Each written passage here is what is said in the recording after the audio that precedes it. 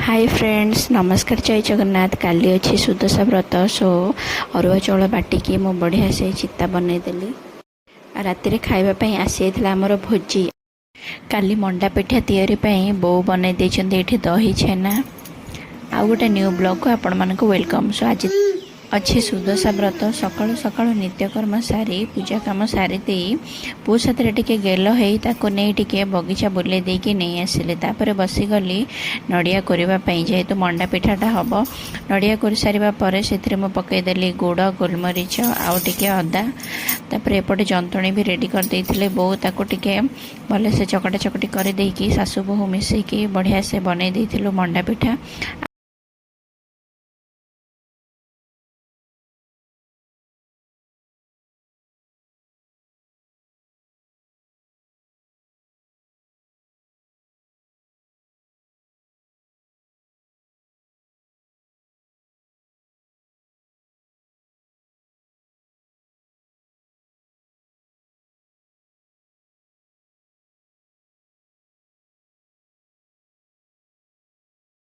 माँ को पाखरे भोग लगे रेडी हो जाता मंडा पिठा तापर जाके माँ को भोग लगे